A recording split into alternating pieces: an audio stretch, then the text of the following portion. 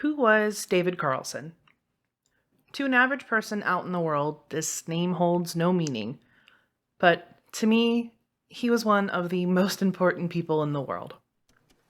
Let's start from the beginning.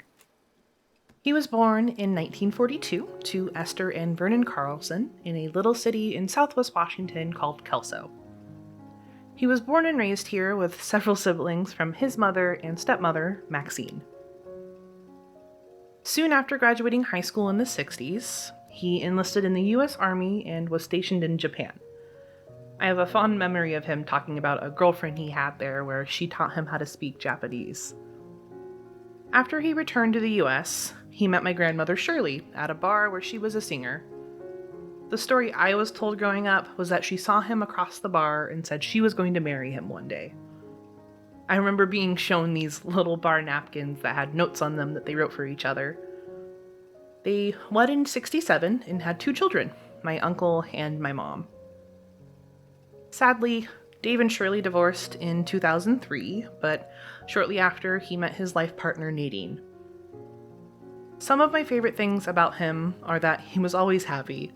His smile and laugh could light up a room, and he wanted everyone to feel welcome and never failed to make you laugh.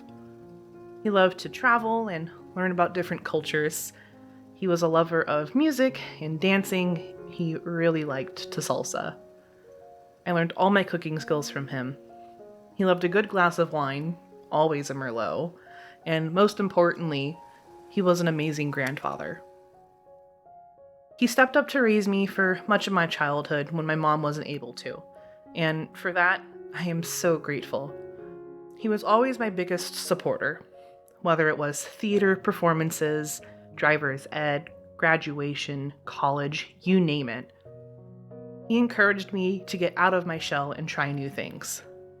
I don't think I'd be the person I am today without him.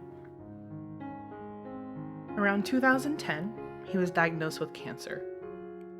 He fought it off multiple times, but the most recent diagnosis proved much harder to combat. After nearly 13 years of on and off treatments, testing, and trials, he was finally able to rest. I miss hearing him laugh and the stories he used to share. I miss the phone calls and birthday cards and Christmas at his house.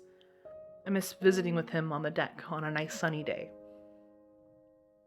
I will always be grateful for the impact he made on mine and other people's lives. I hope I made you proud.